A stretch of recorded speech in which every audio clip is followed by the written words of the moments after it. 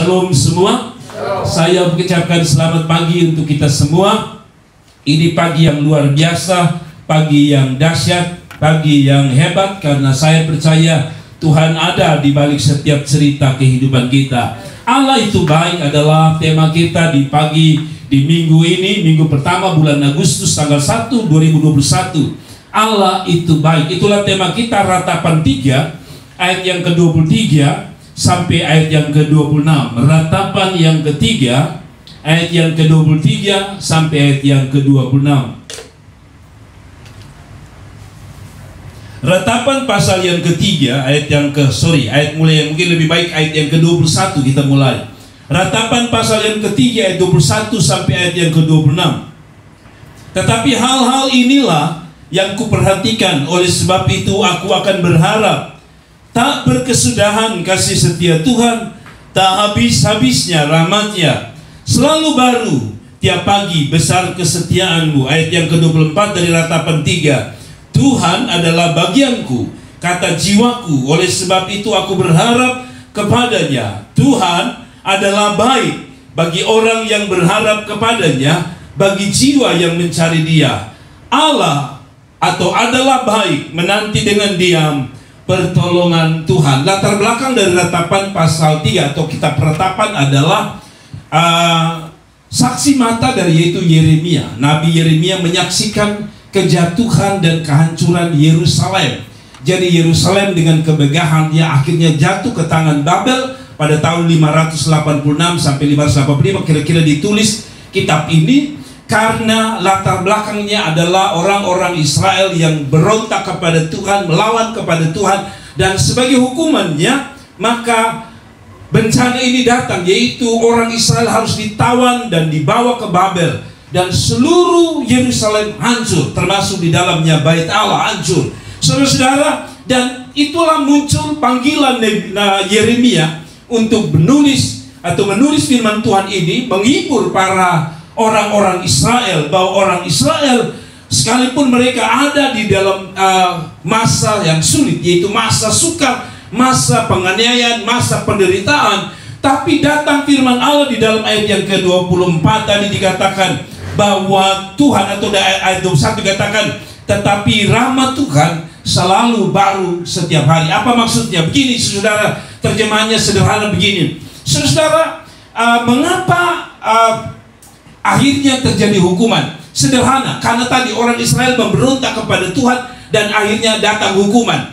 Dan akhirnya bukan hanya Yerusalem yang hancur, banyak yang dibunuh dan banyak yang mati. Dan sisa dari orang-orang yang hidup inilah yang Yeremia mau beri pengharapan, bahwa kalau selama engkau hidup sungguh-sungguh dengan Tuhan, hidup baik dengan Tuhan, maka di dalam Tuhan selalu ada harapan. Tuhan itu baik. Baik bagi siapa? Baik bagi orang benar. Bagi orang lain, Tuhan itu tidak baik. Kenapa? Karena Yerusalem hancur. Kenapa Yerusalem hancur? Karena orang-orang tadi, orang-orang hidup dalam dosa dan kejahatan, mereka dihukum karena mereka melawan Tuhan. Jadi begini maksud saya, Tuhan itu tidak akan baik bagi orang-orang yang tidak baik dengan Tuhan. Tetapi bagi orang yang baik dengan Tuhan, Tuhan selalu baik.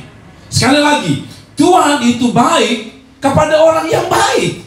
Sekalipun saya percaya bahwa dalam konteks ini, maksudnya begini, konteks ini sebenarnya konteks tidak ada harapan, karena orang Israel sedang ada dalam pembuangan, atau orang Israel sedang melihat malapetaka. Tetapi mengapa Yeremia datang dengan janji ini? Artinya begini, sederhananya begini, bahwa Allah itu baik kalau kita menyadari, memahami Allah itu baik dengan berhidup dengan cara yang baik.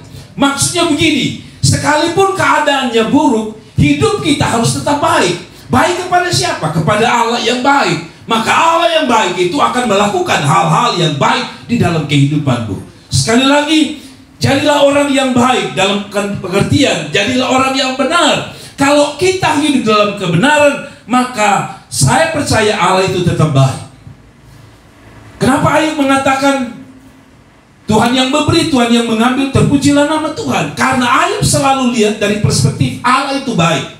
Keadaan tidak baik, tapi Ayub masih melihat Allah itu baik. Yeremia masih melihat bahwa Allah itu masih baik. di tengah hal-hal yang tidak baik, termasuk hari-hari ini. Hal-hal yang tidak baik, yaitu keadaan yang buruk, pandemi, penyakit, persoalan, tantangan. Tapi Yeremia mau kita lihat bahwa Allah tetap baik. Allah masih tetap tempat kita berharap kepada Tuhan. Apa yang saya maksud dengan Allah itu baik dari tema kita pagi hari ini? Maksud saya begini, saudaraku yang diberkati Tuhan. Allah itu baik tidak untuk semua orang. Allah itu baik kepada siapa? Allah itu baik pertama kepada mereka yang berharap kepadanya. Saudara, Allah itu baik kepada mereka yang suka berharap kepadanya, kepada Tuhan. Selama kita berharap kepada Tuhan di tengah kondisi yang tidak baik, Allah tetap baik. Allah tetap baik kepada mereka yang berharap kepadanya. Kita lihat ayat yang ke-24. Tuhan adalah bagianku, kata jiwaku, oleh sebab itu aku berharap kepadanya. Tuhan, ayat 25. Tuhan itu adalah baik bagi orang yang berharap kepadanya. Ayat 25 menarik, dia berkata begini, Tuhan adalah baik bukan untuk semua orang, tapi dikatakan Tuhan adalah baik bagi orang yang berharap kepadanya. Artinya begini, kalau orang yang berharap kepadanya selalu melihat Allah itu tetap baik di tengah kondisi yang tidak baik. Orang yang berharap kepada Tuhan selalu melihat Allah itu baik. Itu sebabnya ayat 25 saya suka. Tuhan adalah baik bagi orang yang berharap kepadanya. Jadi sederhananya, orang yang bisa mengatakan Tuhan tetap baik dan tetap melihat Allah baik adalah orang yang selalu berharap kepadanya dalam setiap kehidupannya. Kenapa? Karena dia sadar bahwa Allah selalu memberi pengharapan kepada mereka yang berharap kepadanya. Saudara, mengapa kita perlu berharap kepada Tuhan? Pertanyaan sederhana. Mengapa kita perlu berharap kepada Tuhan yang baik? Jawabannya sederhana. Kita kembali pada konteks dari ayat ini. Pertama, karena rahmat Tuhan, kasih karunia Tuhan, belas kasihan Tuhan, cinta Tuhan tidak pernah habis. Selalu ada stok yang tersedia. Kalau saudara baca ayat yang ke-22, saudara jelas dikatakan begini, tak berkesudahan kasih setia Tuhan dan tak habis-habisnya rahmatnya. Jadi saudara-saudara, begini, Yeremia melihat begini, ini kota hancur, ini kota Yerusalem sudah hancur, banyak orang dibunuh. Tapi kenapa kita harus tetap berharap? Karena rahmat Tuhan tidak pernah dipengaruhi oleh situasi. Kebaikan Tuhan tidak pernah dipengaruhi oleh situasi. Rahmatnya, kasih karunia-Nya, pemeliharaannya tetap ada stoknya. Dia mau bilang tadi dikatakan ayat 22, tak berkesudahan kasih setia Tuhan, tak habis-habisnya rahmatnya. Begini, saudara, di tengah kesusahan, rahmatnya belum selesai, berkatnya belum selesai, pemeliharaannya belum selesai. Kalau stoknya masih banyak, kenapa kita tidak berharap kepada Tuhan? Saya terjemahkan bahwa hidup hari-hari ini orang, kembali saya sering bilang, orang khawatir tentang apa, besok kita makan apa, minum apa, dapat uang dari mana. Kalau kita sadar bahwa kita yang berharap kepada Tuhan akan melihat stok Tuhan tidak pernah selesai, tidak pernah habis. Dikatakan rahmatnya selalu baru setiap hari. Kalau orang sadar bahwa kalau dia dapat berkat hari ini atau kemarin dia dapat, harusnya dia lebih yakin bahwa besok masih ada dan akan terus ada pemeliharaan Tuhan di dalam kehidupannya. Saudara-saudaraku yang diberkati Tuhan, dikatakan yang kedua alasan mengapa kita berharap kepada Tuhan.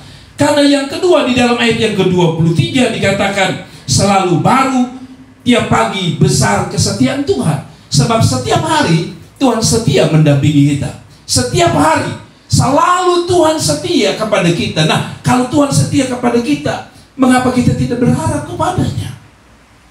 Di tengah masalah ini Tuhan izinkan supaya orang-orang umat Tuhan makin berharap, makin bergantung kepada Tuhan. Kalau hidup kita normal, biasanya manusia tidak suka berharap sama Tuhan. Dia berharap pada siapa? Pada dirinya, pada kemampuannya. Tapi ketika dia ada dalam sebuah persoalan, dia ada dalam sebuah beban, maka biasanya naluri manusianya lebih bergantung kepada orang atau pribadi yang lebih dibutuhkan. Contoh paling gampang, kalau kita punya segala sesuatu, biasanya kita tidak terlalu mengharapkan bantuan orang lain. Tapi ketika kita sadar bahwa kita sudah tidak bisa, biasanya kita mulai bergantung kepada orang itu. Demikian dengan Tuhan. Tuhan izinkan orang-orang Israel menghadapi kehidupan yang pahit, supaya mereka melihat bahwa pertama, stoknya kebaikan Tuhan belum selesai. Dan setiap hari Tuhan masih ada mendampingi kehidupan kita. Karena saya percaya orang yang berharap Tuhan tidak pernah dikecewakannya. Sekali lagi, kalau betul-betul Anda orang yang selalu tiap hari berharap kepada Tuhan, saya meyakini bahwa Allah itu tetap baik. Allah akan tetap memberkati dan memelihara saudara. Saya meyakini sekali lagi, orang yang berharap Tuhan tidak pernah dikecewakannya. Saudaraku yang diberkati Tuhan, yang kedua, Tuhan baik kepada siapa, saudara? Yang kedua, Tuhan baik bagi mereka yang setia mencarinya. Ayat yang ke-25b dikatakan, Tuhan adalah baik bagi orang yang berharap kepadanya, bagi jiwa yang mencari Dia. Saudara, Allah itu baik bagi mereka yang mencari Tuhan. Bagi mereka yang tidak suka cari Tuhan, Allah itu tidak baik. Selalu dipersalahkan. Saudara masih ingat kembali pada istri Ayub. Ayub adalah orang yang selalu suka mendapatkan Tuhan dalam kehidupannya. Dan apa yang dikatakan oleh istri Ayub kepada Ayub? Buat apa engkau setia dengan Tuhan? Buat apa engkau sungguh-sungguh? Tahu kita tetap sakit, tahu kita tetap ada dalam beban, tahu kita dalam pergumulan, tahu akhirnya keluarga kita ada yang mati di tengah COVID. Tapi bagi orang yang mencari Tuhan, Alkitab bilang, bagi dia Allah tetap baik. Kenapa Allah tetap baik? Bagi mereka yang mencari Dia. Bukankah tadi dikatakan bahwa Yerusalem hancur? Apakah di mana Allah baik? Kalau Allah baik, kenapa Yerusalem hancur? Kalau Allah itu baik, mengapa, sekali lagi, mengapa ada orang-orang yang akhirnya mati, orang yang kita cintai mati? Ada hal-hal yang mengecewakan. Sederhana. Kalau saudara baca ayat yang lain dikatakan begini, anak yang kukasihi, kutegur dan kuhajar. Bagi orang yang cari Tuhan, Tuhan akan mengatakan bahwa engkau adalah orang yang kukasihi. Saya beberapa hari yang lalu diundang oleh salah satu pemilik toko di Kota Kupang untuk mengajak istri dan saya pergi. Dia kasih kami satu kantong plastik roti dan saya cerita-cerita dengan dia. Lalu beliau, bos ini, suami istri ini, bercerita bagaimana ketika COVID melanda, di tengah COVID itu lalu Seroja datang dan dia cerita banyak persoalan, tapi satu, dia mengalami sakit yang sangat luar biasa dan seolah-olah dia sudah dengar seperti kematian makin dekat dalam hidupnya. Lalu tiba-tiba dia cari Tuhan. Dia bilang, Pak Pendeta, pada waktu itu saya pikir saya sudah mati, tapi lalu saya cari Tuhan, sungguh-sungguh. Dan apa yang saya dapat adalah Tuhan bilang sama saya, rupanya dia punya kerinduan adalah bantu gembalanya, karena gembalanya ini punya gereja, ada proyek yang gembalanya sedang kerjakan. Jadi dia sebenarnya tergerak untuk pergi bantu awasi, karena mereka namanya orang toko ya, mereka sedang mengerjakan proyek. Jadi ketika dia lihat gembalanya ini kerja proyek sendiri, dia rasa begini, Tuhan seperti suruh dia, tapi dia melawan. Akhirnya dia sadar bahwa malam itu Tuhan bilang sama dia, beta kan bilang sama lu, bantu gembalamu, pergi bantu dia awasi itu bangunan supaya engkau diberkati begitu. Tapi dia tidak mau, dia berontak dan akhirnya malam itu dia mengakui, Tuhan, saya sudah salah. Saya sebenarnya sudah janji bahwa kalau gembala saya kerja, saya akan ada di situ. Dan akhirnya puji Tuhan, singkat cerita dia dipulihkan Tuhan. Saya mau bilang sama saudara, orang yang cari Tuhan, Allah itu tetap baik. Sekali lagi, orang yang cari Tuhan, Allah itu tetap baik. Ada amin. Kenapa kita cari Tuhan, Allah itu baik? Begini, setiap orang pasti punya perbedaan persepsi tentang kita, betul ya? Ketika kita lewat orang, kita tidak tegur, apa yang orang bilang? Sombong, ya kan? Padahal mungkin kita tidak lihat, satu. Kedua, mungkin kita tidak terlalu kenal, lalu kita dianggap sombong gitu. Saudara pernah tidak begini? Ketika saudara jumpa seseorang, lalu ketika kita bercerita enak, lalu orang bilang gini, beta pikir lu ini sombong selama ini. Ternyata cerita dia lu enak sekali, lu baik sekali. Kenapa bisa begitu? Karena selama ini kita hanya ada di permukaan. Kita tidak mengenal orang itu dengan baik. Tapi ketika kita kenal, baru kita sadar, oh ternyata ini orang baik, dia tidak sombong sebenarnya. Demikian dengan Tuhan. Kita hanya bisa memahami Tuhan kalau kita cari Tuhan. Ketika kita cari Tuhan, kita ketemu Dia. Ketika kita ketemu Dia, kita kenal Dia. Ketika kita kenal Dia, kita tahu maksudnya Dia. Ketika kita tahu maksud Dia, kita baru sadar, oh ini maksudnya, ternyata Tuhan masih baik. Termasuk ketika kita ada dalam keadaan tidak baik pun, Tuhan itu tetap baik. Saya kasih contoh lagi. Orang yang cari Tuhan adalah orang yang akan memahami maksud Tuhan. Contoh paling gampang adalah kita, antara kita dan anak kita. Setiap kita, tindakan kita pasti dipahami salah oleh anak-anak kita. Betul atau Anda setuju atau tidak? Pemahaman antara papa, mama, dan anak kadang-kadang berbeda. Misalnya paling gampang adalah ketika ada aturan-aturan main yang sering saya bilang dalam rumah tangga. Biasanya anak-anak tidak suka karena yang dilihat adalah apa? Aturan mainnya. Ya, misalnya jam sekian belajar, jam sekian tidur, jam sekian berdoa, kita hanya lihat aturan. Dan ketika lihat aturan, dia akan melihat orang tua saya tidak baik. Karena orang tua saya bukan orang yang baik untuk saya. Tidak ada kebebasan. Tapi kalau saudara dulu, kalau saudara tanya misalnya, Papa, Mama, kenapa bikin aturan? Lalu Papa, Mamanya menjelaskan, oh begini, kalau kamu ikut aturan, kamu disiplin misalnya, pertama, itu menyenangkan saya sebagai orang tua. Tapi yang kedua, itu akan berdampak dirimu. Bayangkan kalau engkau belajar tepat waktu, tidur pada waktu. Pertama, belajar tepat waktu membuat engkau pintar, engkau luar biasa. Yang kedua, kalau engkau istirahat tepat waktu, engkau jadi orang yang sehat. Maka akhirnya kita sadar, oh iya ya, kalau saya tidak omong, maka saya akan kecewa dengan pemahaman saya. Karena saya berpikir, Papa terlalu larang, Mama terlalu larang. Tapi ketika mendengar penjelasan itu, maka kita sadar, oh ternyata ada tujuan baik. Demikian dengan Tuhan. Anda hanya bisa memahami Tuhan kalau Anda cari Tuhan. Dapati Tuhan. Waktu Anda dapati Tuhan, Tuhan akan memberitahukan apa rencana Tuhan di balik persoalan-persoalan hidupmu. Dan ketika engkau sadar, engkau mengerti, engkau bertahu, ternyata Tuhan itu baik. Jadi jangan pernah memahami Tuhan itu tidak baik kalau engkau belum cari Tuhan. Dengan mencari Dia, engkau mengenal Dia. Dengan engkau mengenal Dia, engkau memahami Dia.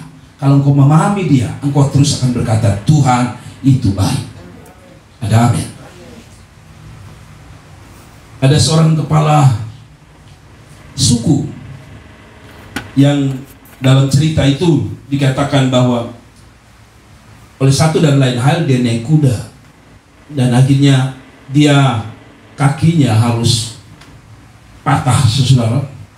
Dan ketika patah, raja ini berpikir bahwa ini sebuah kesialan yang sangat luar biasa. Jadi singkat cerita, ada terjadi peperangan antara suku. Jadi ketika peperangan antara suku, maka orang-orang diambil ke suku-suku yang lain. Singkat cerita, ada cerita yang sama juga, yaitu ada seorang misionari yang juga datang ke suku itu, suku di mana mereka sedang berperang. Hal yang sama, sang misionari ini juga punya kaki yang puntung. Saya tidak tahu kenapa akhirnya kakinya mungkin diamputasi, entah celaka. Hamba Tuhan ini akhirnya datang ke misi daripada suku-suku primitif ini, suku-suku yang suka makan orang. Jadi ketika penginjil ini datang, dia datang ke kampung itu dan dia mulai menginjil. Pertama mungkin dia pernah kecewa dengan Tuhan karena kakinya puntung, kakinya diamputasi, dipotong. Ke dalam keadaan diamputasi, dia disuruh untuk pergi ke ladang misi. Secara manusia, Tuhan ini kan tidak baik, suka si izin cepung kaki hilang. Sekarang saya suruh bermisi, ini bodoh sekali. Allah bukan Allah yang baik. Tetapi bagi orang yang mencari Tuhan, selalu Allah itu baik. Jadi singkat cerita, dia pergi ke ladang misi. Dan sampai di ladang misi, setiap orang menangkap dia. Oh, maksudnya suku yang jahat ini, suku yang suka makan manusia ini menangkap dia dan menaruh dia di antara begitu banyak orang dan siap untuk dihukum. Lalu dia mengatakan begini, saya boleh dihukum, tapi dengan catatan izinkan saya menyampaikan tentang Tuhan saya yang baik, Allah yang perkasa dan luar biasa. Mereka katakan, oke siap, kamu sampaikan apa yang kau mau sampaikan. Dia katakan, saya punya Tuhan adalah Allah yang ajaib. Dia Allah yang perkasa, dia luar biasa, dia penyembuh, dia ajaib, dia perkasa. Lalu mereka mengatakan, bagaimana kami bisa lihat Allahmu? Kalau engkau punya Allahmu yang luar biasa, maka buktikan bahwa engkau Allah yang luar biasa. Saudaraku yang diberkati Tuhan, karena rupanya dia menggunakan kaki palsu, jadi dia merasa sedikit lelah. dengan, atau dia rasa sedikit agak mengganggu, jadi untuk dia bisa bicara selanjutnya, dia lepaskan kakinya. Dia lepaskan kakinya, lalu dia bicara. Setelah dia bicara, dia rasa sudah enak, dia pasang kembali. Tiba-tiba orang kepala suku mengatakan, jangan bunuh dia, dia adalah dewa, dia adalah dewa kita. Lalu orang berkatakan, semua orang kagum, lalu minta maaf, minta ampun kepada dia, dan berkata, tidak, jangan bunuh dia, ini dia dewa kita. Lalu sang misionaris pikir, kenapa mereka menyebut saya dewa? Mereka berkatakan, sekarang lu omong sudah, kami mau dengar, kami mau terima engkau sebagai Tuhan Yesus sebagai Tuhan dan Juru Selamat. Rupanya mereka belum pernah lihat, belum pernah ada orang hebat di suku mereka yang pernah lepas kaki lalu pasang kembali. Saudara-saudaraku, Allah tetap baik bagi mereka yang mencari Tuhan, sebab mereka yang memahami Tuhan akan berkata, Allah itu baik selama-lamanya. Ada amin. Yang terakhir, Allah itu baik bagi mereka yang setia menanti pertolongannya. Ayat 26 bagus sekali. Adalah baik menanti dengan diam pertolongan Tuhan. Saudara, dikatakan adalah baik menanti dengan diam pertolongan Tuhan. Menanti dengan diam, kata yang menarik untuk saya. Menanti dengan diam, artinya begini, menanti tanpa orang lain tahu. Mungkin Anda berkata begini, apakah keluarga saya tidak bisa paham saya? Apakah teman saya tidak bisa paham saya punya pergumulan? Apakah pimpinan bos saya tidak bisa memahami apa yang saya sedang rasakan? Itu yang dikatakan oleh Alkitab. Engkau akan lihat kebaikan Tuhan kalau engkau menanti dalam diam untuk pertolongan Tuhan. Setiap persoalan kita tidak perlu kita gembar-gembor dengan orang lain. Ketika engkau duduk diam menanti Tuhan, maka Allah akan menyatakan kebaikannya di dalam hidup saudara dan saya. Ada amin. Saudara-saudaraku yang diberkati Tuhan, perhatikan baik-baik kata menanti dengan dia. Kita sudah berkata begini, Tuhan, kalau Tuhan itu baik, kan saya sudah berharap. Dari Alkitab bilang apa? Berharap lalu mencari dia. Saya sudah cari, saya sudah berharap. Tapi kenapa yang baik itu belum datang dari Allah yang baik? Alkitab berkata yang terakhir adalah baik menanti dengan diam pertolongan Tuhan. Gini, ada banyak orang tidak bisa lihat hal yang baik karena satu kata terakhir ini, tidak sabar menanti jawaban Tuhan. Saudara, tidak sabar menanti jawaban Tuhan. Saya orang yang kalau masak paling tidak sabar. Saya baru sadar bahwa memang orang masak ini butuh kesabaran. Saya kalau goreng kacang, saya suka goreng kacang. Dan kalau saya goreng kacang, saya biasa lihat warnanya. Maka cara untuk saya bisa cepat adalah saya menyalakan api sebesar-besarnya. Supaya apa? Supaya cepat masak dan saya bisa menikmati. Tapi ternyata waktu saya makan, kelihatannya luarnya matang, tengahnya tidak matang. Maka akibatnya adalah perut sakit. Saudara, demikian dengan hidup kita. Kadang-kadang ini belum waktu Tuhan, tapi kita paksa bagikan kacang tadi supaya segera matang. Dan akhirnya adalah yang kita terima adalah perut sakit. Kita makan tidak enak, perut sakit. Sebenarnya demikian gambaran hidup kita. Tuhan bisa cepat mengerjakan sesuatu instan dalam hidup saudara. Tapi itu tidak membuat engkau menikmati hidup ini. Ada amin. Ada amin. Jadi saudara lihat, kalau Tuhan memproses kehidupanmu lewat sukarnya hidup, maka engkau lebih matang. Pada waktu engkau matang, engkau lebih menikmati hidup. Saya kali lagi, saya bersaksi ya kepada kita semua. Kebetulan saya ada di rumah saya sendiri dengan kakak adik sendiri. Jadi saya mau bersaksi dan sekaligus meneguhkan apa yang kami alami tahun-tahun sebelum hari-hari ini. Jadi saya baru memahami mengapa bapak saya harus bangkrut ketika dia berjualan sapi. Ternyata ini baru saya paham hari ini. Kenapa saya paham hari ini? Begini. Ketika saya sadar bahwa kalau bapak kami masih hidup sampai hari ini dengan kejayaannya, mungkin kami tidak sekuat dan sekokoh menghadapi pandemi ini. Tapi karena sudah biasa susah, sudah biasa sukar, fight di tengah kehidupan yang sukar pada waktu papa bangkrut, maka hari ini bukan menjadi persoalan yang terlalu rumit di tengah pandemi. Ketika orang lain stres, tidak bisa makan, baru kurang makan sedikit, baru kurang uang sedikit, orang stres mau gila. Tapi bagi kita yang sudah alami, yang sudah kurang-kurang itu, ini bukan hal luar biasa. Ini hal biasa. Lihat bahwa di dalam kita menanti Tuhan, proses itu selalu mematangkan orang. Tuhan tidak pernah salah dengan kehidupan kita. Tuhan tidak salah mengizinkan persoalan terjadi supaya kita makin matang. Dan ketika kita menanti Tuhan itu butuh yang namanya proses. Setiap apapun ada prosesnya. Ya, saya orang yang tidak sabar menunggu apapun. Kalau saya tanam bunga, saya kepingin supaya cepat pucuknya keluar. Maka saya siram banyak. Akibatnya apa? Busuk dan mati. Kita pikir begini, dengan kasih air banyak cepat, pucuknya seolah berkata thanks, dan dia keluar cepat-cepat. Tapi ternyata dia mati. Demikian dengan kita, kalau kita paksa kehendak kita dan bukan kehendak Tuhan, kita akan kecewa.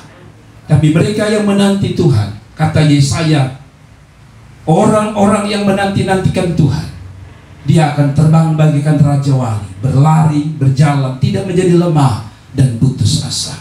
Kenapa? Karena kita sedang menanti. Nah, penantian kita ini bukan penantian kosong. Di dalam Tuhan selalu penantian itu bukan penantian yang kosong. Penantian itu selalu memberi harapan, dan penantian itu selalu memberi kepastian. Segala sesuatu yang kita nanti di bawah kaki Tuhan, tidak ada yang sia-sia. Ya, tidak ada yang sia-sia. Saudara bisa baca catatan-catatan Alkitab. Orang Israel jalan di padang gurun cukup lama, tapi akhirnya mereka nanti datang juga. Akhirnya mereka lihat kota Kanaan yang luar biasa. Samuel lahir dari seorang ibu yang menanti cukup lama di bawah kaki Tuhan. Nabi Samuel punya mama, itu menanti cukup lama di bawah kaki Tuhan. Siapa lagi? Elizabeth, cukup lama dia menanti di bawah kaki Tuhan. Ada banyak catatan Alkitab di mana orang-orang yang menanti di bawah kaki Tuhan itu akhirnya melihat kemuliaan Tuhan. Artinya begini, kita boleh berdoa, kita boleh berharap kepada Tuhan, tapi kita sabar. Ada orang tanya begini, kemarin saya lihat ada salah satu di Facebook mengatakan, Tuhan, saya paham itu adalah konteks COVID hari ini.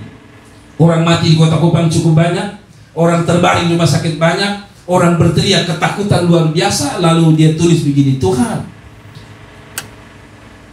cukup sudah. Dan berapa lama lagi Tuhan ini akan berjalan? Lalu saya tulis ke dia, selama orang tidak taat, ya ini akan berjalan terus.